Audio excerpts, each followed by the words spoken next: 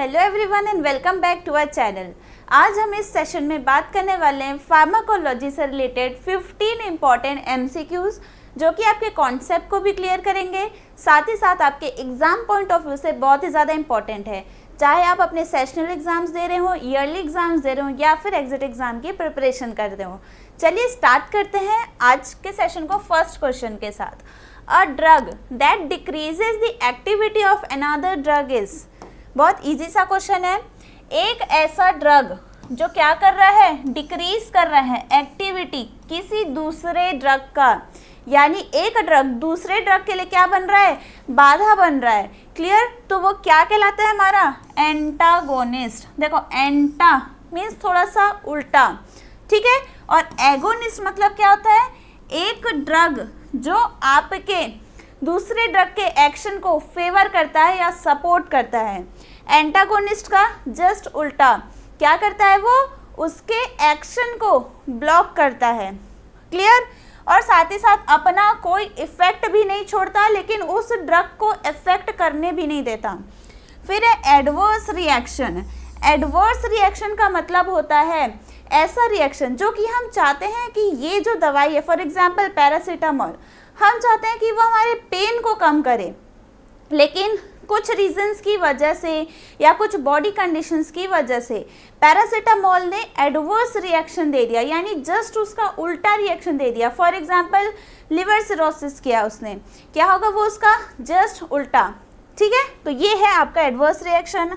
और synergetic means क्या होता है, सिनर्जेटिक मीन्स दो ऐसे ड्रग मिलके जब एक कॉमन इफेक्ट देते हैं या फिर उस ड्रग की एफिकेसी को इंक्रीज करते हैं। यानी मान के चलिए अगर अकेले आपका एस्प्रिन है, वो आपका डिज़ायरेबल इफेक्ट या डिज़ायरेबल अमाउंट में इफेक्ट नहीं दे पा रहा है, तो उसके साथ हम किसी दूसरे ड्रग को लेके आएंगे और दोनों मिलके अपने एफिकेसी को 2 गुना करके आपको वो इफेक्ट प्रोवाइड करेंगे। तो ये कहलाता है सिनर्जेटिक इफेक्ट। फिलहाल इसका आंसर क्या होगा, एंटागोनिस्ट। ठीक है, क्लियर है सभी को इतना? चलिए करेक्ट आंसर है एंटागोनिस्ट।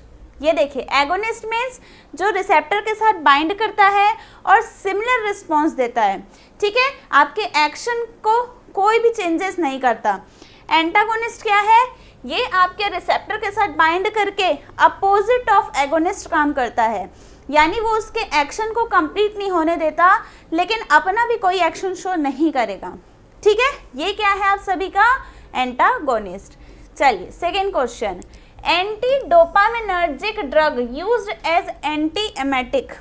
क्या पूछा है, anti dopaminergic drug used as anti emetic. Anti emetic means जो वॉमिटिंग को क्या करता है, इंड्यूस या क्या करते हैं, इनहिबिट करता है। किसको, आपके वॉमिटिंग को।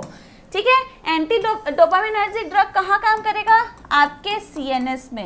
कहाँ काम करता है ये, आपके सीएनएस में। तो जो आपका कीमो रिसेप्टर ट्रिगर जोन है, कौन, chemo receptor trigger zone CTZ, ये एंटी डोपामिनर्जिक ड्रग यहाँ काम करता है। और आपके जो ट्रिगर्ड हैं ऑलरेडी रिसेप्टर्स जो आपके एमेटिक एक्शन को देते हैं, इनको ब्लॉक करने का काम करता है। ठीक है, साथ ही साथ ये जो ड्रग्स हैं ये क्या करते हैं, आपके GIT के जो पेरिस्टाल्टिक मूवमेंट है, जो फूड को आगे की तरफ ढकेलते हैं, उनको ब्लॉक करने का काम करता है। इस तरीके से जो वॉमिटिंग आपको होने वाली होती है उसको वो क्या करता है, इनहिबिट करता है। तो इनमें से कौन से ड्रग ऐसे हैं, तो ये तीनों ही ड्रग आपके एंटीमेटिक इफेक्ट देते हैं और एंटी डोपामिनर्जिक ड्रग भी हैं। ठीक है, क्लियर है सभी को? क्योंकि ये कहाँ काम करते हैं, D2 रिसेप्टर में। कहाँ काम करते हैं, D2 रिसेप्टर में, यानी डोपामिनर्जिक रिसेप्टर में। ठीक है, क्लियर है? करेक्ट आंसर क्या होगा हमारा, ऑल ऑफ दीज। ठीक है, क्लियर है इतना सभी को? चलिए देखिए क्लासिफिकेशन देख लीजिए एक बार। हम बात कर रहे थे प्रोकाइनेटिक ड्रग के बारे में। प्रोकाइनेटिक मतलब होता है जो GIT के मूवमेंट को क्या करते हैं, इंक्रीज करते हैं, ताकि आपका जो फूड मटेरियल है वो क्या हो, आगे पास ऑन हो सके। इसको इनहिबिट करते हैं कौन, हमारे ये सारे ड्रग्स। ठीक है, क्लियर है सभी को? चलिए नेक्स्ट क्वेश्चन की तरफ चलते हैं। बीटा ब्लॉकर्स एक्ट बाय, चलिए बीटा ब्लॉकर्स, एक होता है बीटा 1, एक होता है बीटा 2। अब बहुत से बच्चे कंफ्यूज रहते हैं कि कौन सा रिसेप्टर कौन से ऑर्गन में प्रेजेंट होता है। तो इस 1 से समझ के चलेंगे, आपका हार्ट कितना है, एक ही दिल है, तो बीटा 1 कहाँ प्रेजेंट होता है, हार्ट में प्रेजेंट होता है। अब 2 क्या है आपके बॉडी में, लंग्स, तो बीटा 2 कहाँ प्रेजेंट होता है, आपके लंग्स में प्रेजेंट होता है।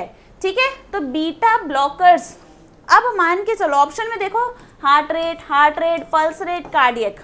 ठीक है, मतलब कि ये इस हार्ट के कंडीशन की बात कर रहे हैं। ठीक है, हार्ट से रिलेटेड चीज़ें। अब लिखा है ब्लॉकर, यानी ब्लॉक कर रहा होगा। अगर हार्ट में कुछ चीज़ आप ब्लॉकिंग एजेंट डालेंगे तो क्या होगा, हार्ट रेट डिक्रीज हो जाएगा। ठीक है, इंक्रीज तो होगा नहीं, ना ही ये देखो इंक्रीज वाले सारे शब्द कट जाएंगे, बचा क्या, डिक्रीज। ठीक है, क्या कर रहे हैं बीटा ब्लॉकर्स, आपके हार्ट रेट को डिक्रीज करने का काम कर रहे हैं। ठीक है, क्लियर है? तो करेक्ट आंसर क्या होगा, decreases heart rate. Okay, now the next question, antibiotics inhibiting the bacterial cell wall synthesis are, ऐसे एंटीबायोटिक जिनका मैकेनिज्म क्या है कि वो बैक्टीरिया के सेल वॉल के जो सिंथेसिस प्रोसेस हो रही है उनको रोकने का काम करते हैं। तो कौन करेंगे ऑप्शंस में से, टेट्रासाइक्लिन, अमीनोग्लाइकोसाइड एंड मैक्रोलाइट्स। ठीक है, ये जो सभी हैं ये क्या करते हैं, ये आपके प्रोटीन, क्या है ये, प्रोटीन सिंथेसिस इनहिबिटर। क्या है ये, प्रोटीन सिंथेसिस इनहिबिटर। लेकिन जो बीटा लैक्टम एंटीबायोटिक्स है ये क्या करता है आपके, ये आपके बैक्टीरिया के सेल वॉल में इफेक्ट डालता है। ठीक है, तो हमारा करेक्ट आंसर क्या हो यहाँ पे, बीटा लैक्टम एंटीबायोटिक्स। ठीक है, क्लियर है सभी को इतना? चलिए नेक्स्ट क्वेश्चन की तरफ चलते हैं। Which drug used as an oral anticoagulant, anticoagulant means जो आपके ब्लड को कोएगुलेट होने से क्या करे, इनहिबिट करे। क्या करे, इनहिबिट करे। ऐसे ड्रग क्या कहलाएंगे, एंटीकोएगुलेंट। अब यहाँ पे बोला है कि ऐसे एंटीकोएगुलेंट जो कि हम कैसे लेते हैं, ओरली लेते हैं, यानी वाया माउथ लेते हैं। देखो हेपेरिन है, ये कैसे लिया जाता है, पेरेंटल रूट से। डाल्टेप्रेन है, ये कैसे लिया जाता है, पेरेंटल रूट से। एमेक्सापेरिन है, ये तीनों आपके हैं, तो ये भी एंटीकोएगुलेंट, लेकिन ये तीनों क्या है आपके, पेरेंटल रूट से लिए जाते हैं। सिर्फ और सिर्फ डाइकोमेरोल क्या है आप सभी का, आपके ओरल रूट से लिया जाता है। कौन से रूट से, ओरल रूट से लिया जाता है। ठीक है, क्लियर है सभी को इतना? ये रहा आपका क्लासिफिकेशन, देख लीजिए थोड़ा सा। पेरेंटल एंटीकोएगुलेंट कौन कौन है, कैसे काम करता है, एक होता है इनडायरेक्ट थ्रोम्बिन इनहिबिटर, ऐसे ड्रग्स जो आपके थ्रोम्बिन को रोकते हैं। ठीक है, थ्रोम्बिन क्या है, एक क्लॉटिंग फैक्टर है। ठीक है, जो इनडायरेक्टली तरीके से रोकते हैं, और एक होते हैं जो डायरेक्ट थ्रोम्बिन को जाके रोक देते हैं। ठीक है, फॉर एग्जांपल यहाँ पे हेपेरिन, आपका एनोक्सापेरिन, डेल्टापेरिन, फिर है आप सभी का नाइट्रोपेरिन। देखो ये रेन रेन रेन रेन और ये जितने रेन दिख रहे हैं ये सभी क्या हैं आप सभी के, आपके इनडायरेक्ट थ्रोम्बिन इनहिबिटर। तो एक ट्रिक हो गया छोटा सा इसको याद करने का।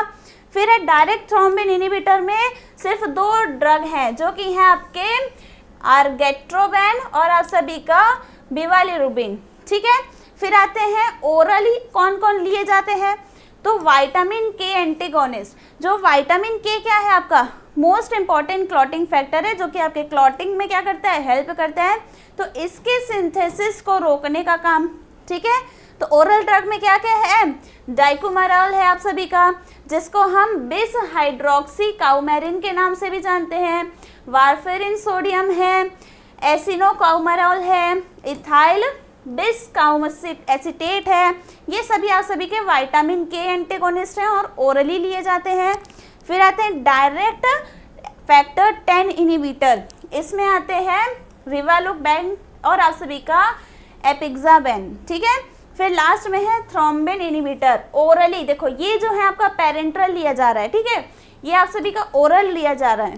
क्या है आप सभी का इसमें, डिबिग्राट्रेनेटैक्सिलेट, ठीक है, क्लियर है सभी को इतना। चलिए नेक्स्ट क्वेश्चन की तरफ चलते हैं। Centchroman is present in which oral contraceptive. अब देखो यहाँ पे क्या बोला है, ऐसा कॉन्ट्रासेप्टिव। अब कॉन्ट्रासेप्टिव क्या होते हैं, जो कि आपके प्रेगनेंसी में या प्रेगनेंसी को रोकने के लिए हेल्प करते हैं।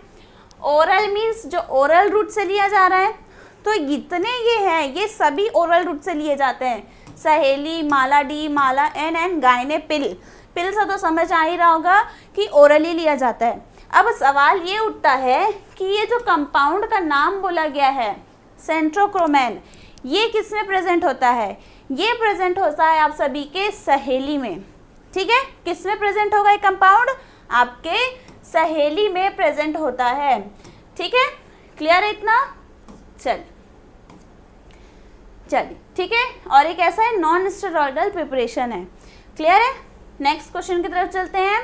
Match the following antibiotic with their micro organisms. बहुत अच्छा क्वेश्चन, बहुत इजी सा भी क्वेश्चन है, ये आप सभी को याद होना चाहिए। स्ट्रेप्टोमाइसिन जो एंटीबायोटिक है किस माइक्रो ऑर्गेनिज्म से बनाया जाता है, तो ये बनाया जाता है स्ट्रेप्टोमाइसिस ग्रीसियस से, क्लियर। फिर है रिफाम्पिसिन, ये एंटीबायोटिक बनता है आपके स्ट्रेप्टोमाइसिस मेडिटेरियनी से।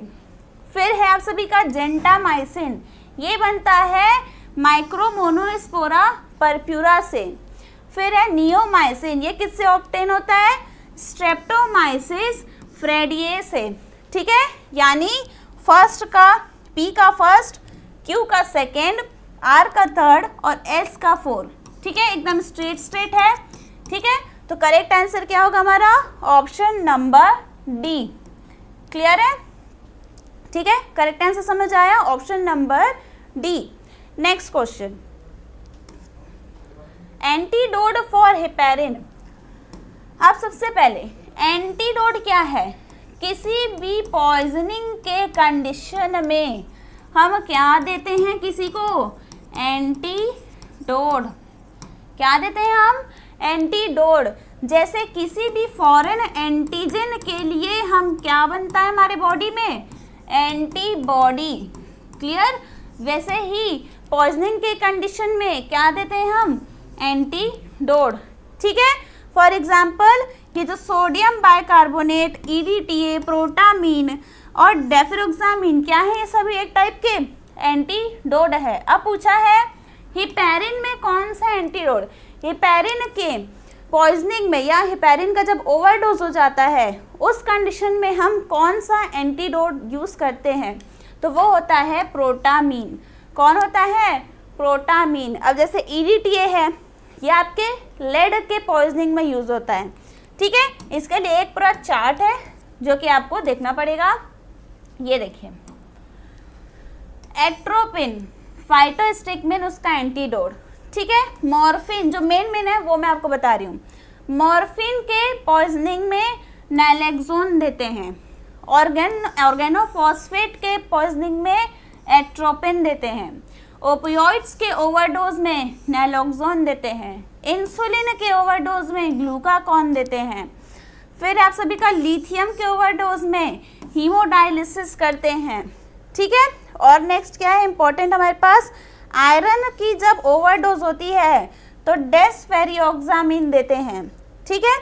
नेक्स्ट है आप सभी का हिपेरिन के कंडीशन में प्रोटामिन सल्फेट, डिजॉक्सिन के ओवरडोज में digoxin immune fab, beta blocker का ओवरडोज हो जाए तो glucagon and calcium, calcium channel blocker का ओवरडोज हो जाए तो कैल्शियम क्लोराइड, कार्बन मोनोऑक्साइड के ओवरडोज में हाइपरबैरिक ऑक्सीजन, मीथानॉल के ओवरडोज में इथाइल अल्कोहल या फिर फोमेपायाजोल, वॉरफेरिन के ओवरडोज में विटामिन K1, थियोफाइलिन या कैफीन के ओवरडोज में एस्मोलॉल, सैलिसाइलेट्स के ओवरडोज में alkaline diuresis with sodium bicarbonate, lead के ओवरडोज में डायमरकैप्टो, ये क्या है आपका एक टाइप का EDTA है, ठीक है, चिलेटिंग एजेंट है। फिर है अल्कलीज के ओवरडोज में विनेगर, फिर है मिथमोग्लोबिनेमिया के ओवरडोज में क्या देते हैं, high dose of oxygen and methylene blue, cyanide के ओवरडोज में क्या देते हैं, oxygen plus amyl nitrate plus sodium thiosulphate. तो ये है इंपॉर्टेंट चार्ट, आप सभी इसका स्क्रीनशॉट ले सकते हैं क्योंकि यहाँ से डायरेक्टली क्वेश्चंस बनते हैं आपके एग्जामिनेशंस में, ठीक है। चलिए आगे चलें, next question, cyclophosphamide is, cyclophosphamide क्या है, सिंपल से क्लासिफिकेशन याद करनी पड़ेगी। क्या है ये, एंटी कैंसर ड्रग है। क्या है ये, एंटी कैंसर ड्रग है, ठीक है। किस में यूज होता है, कैंसर के ट्रीटमेंट में यूज होता है। चलिए next question, diabetes insipidus occurs due to, diabetes insipidus किस वजह से होता है, एक होता है डायबिटीज मेलाइटस और एक होता है डायबिटीज इंसिपिडस। भले ही नाम में डायबिटीज है लेकिन ये पूरी डिफरेंट चीज़ है। कैसे, एक था मेलाइटस, इस मेलाइटस को हम कहते हैं प्योरली डायबिटीज, जिसमें क्या होता है, शुगर का कंटेंट बॉडी में इंक्रीज हो जाता है, ठीक है।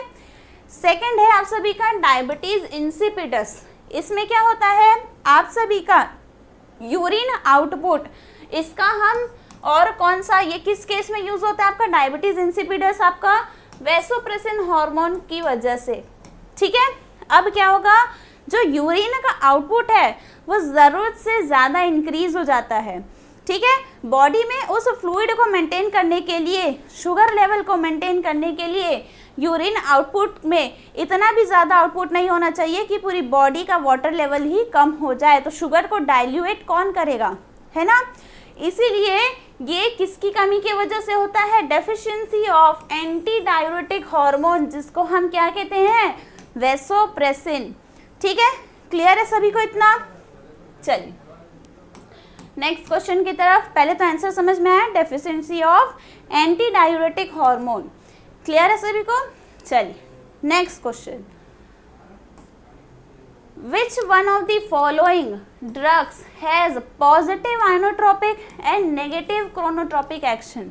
चलिए पहले तो इन वर्ड्स को समझ लीजिए क्योंकि आपके डी फार्मा एग्जामिनेशंस में डायरेक्टली इन वर्ड से ही क्वेश्चन बनता है। आइनोट्रोपिक क्या होता है, आइनोट्रोपिक, क्रोनोट्रोपिक और डेमोट्रोपिक, ये क्या होते हैं तीनों। आइनोट्रोपिक का मतलब होता है कॉन्ट्रैक्शन, क्या होता है, कॉन्ट्रैक्शन। क्रोनोट्रोपिक का मतलब क्या होता है, हार्ट रेट। और डेस्मोट्रोपिक का मतलब क्या होता है, आपके इलेक्ट्रिक इम्पल्सेस, ठीक है। अब पॉजिटिव आइनोट्रोपिक का मतलब क्या हुआ, increase in the contraction, negative का डिक्रीज इन द कॉन्ट्रैक्शन, ठीक है। Positive chronotropic increase in your heart rate, negative chronotropic decrease in your heart rate. और डेस्मो का पॉजिटिव में increase in electrical impulses, negative में decrease in your electrical impulses, ठीक है। आइनोट्रोपिक, क्रोनोट्रोपिक, डेमोट्रोपिक, क्लियर है सभी को इतना। अब क्वेश्चन पूछा है ऐसा कौन सा ड्रग है जो पॉजिटिव आइनोट्रोपिक के साथ साथ नेगेटिव आइनोट्रोपिक एक्शन भी शो करता है। तो ऐसा एक ही ड्रग है या स्पेशल ये ड्रग है जिसको कहते हैं डिजॉक्सिन। ये किस में यूज होता है, CHF के कंडीशन में, किसमें, कंजेस्टिव हार्ट फेलियर के कंडीशन में। और ये कैसी कंडीशन है, जब आपका हार्ट प्रॉपर तरीके से कॉन्ट्रैक्शन नहीं कर पाता है उसको हम क्या कहते हैं, कंजेस्टिव हार्ट फेलियर। अब समझ में आया। अब हमारे हार्ट को प्रॉपर कॉन्ट्रैक्ट कराने के लिए हम क्या देंगे, पॉजिटिव आइनोट्रोपिक ड्रग। लेकिन अब रिस्क की बात यह है कि अगर मान के चलो हमने ये दिया और कॉन्ट्रैक्शन एकदम से इंक्रीज हो गया तो पर्सन को क्या हो सकता है, हार्ट अटैक भी आ सकता है। तो उस हार्ट रेट को नॉर्मल करने के लिए, क्योंकि कॉन्ट्रैक्शन होगा, हार्ट रेट इंक्रीज हो जाएगी, दिल का धड़कन बढ़ जाएगा और ज़्यादा बढ़ने की वजह से हार्ट अटैक भी आ सकता है। तो उसको नॉर्मल रखने के लिए हम क्या देंगे, नेगेटिव क्रोनोट्रोपिक ड्रग, जो कि हार्ट रेट को बैलेंस करेगा और ये क्या करेगा, कॉन्ट्रैक्शन, मसल कॉन्ट्रैक्शन को इंक्रीज करने का काम करेगा। ठीक है, समझ में आया कॉन्सेप्ट? करेक्ट आंसर क्या होगा हमारा, डिजॉक्सिन। क्लियर है इतना सभी को? चलिए नेक्स्ट क्वेश्चन में चलते हैं। Narcotic cough suppressant used to relieve cough. अब देखो, ज़्यादा दिमाग लगाने की ज़रूरत नहीं है। कफ सप्रेसेंट मतलब जो कि आपके एंटीटसिव हैं, खांसी को ठीक करें। नार्कोटिक मीन्स ऐसे जिनमें सिडेशन है, जो कि आपको पेन से रिलीफ देते हैं, जिनमें थोड़ा सा नशा होता है। तो कौन से ड्रग में, पहले एक सिरप आया करता था कोडीन, जिसको पीने से बहुत ही ज़्यादा नींद आती थी। तो लोग गाड़ी चलाते टाइम अगर इसको पी के निकलते हैं, उनको क्या होता है, नींद आती थी, नशा होता था और एक्सीडेंट के चांसेस बढ़ जाते थे। इसीलिए कोडीन को बैन भी किया गया। ठीक है, तो यहाँ पे समझ में आ रहा है नार्कोटिक कफ सप्रेसेंट कौन है आपका, कोडीन। क्लियर है, सिंपल है। चलिए नेक्स्ट क्वेश्चन की तरफ चलते हैं। All of the following drugs are class 1 anti arrhythmic drug except, यहाँ पे एक्सेप्ट वर्ड लगा है, तो इस क्वेश्चन को ध्यान से देखेंगे। अब बोला है क्लास 1 एंटी एरिथमिक।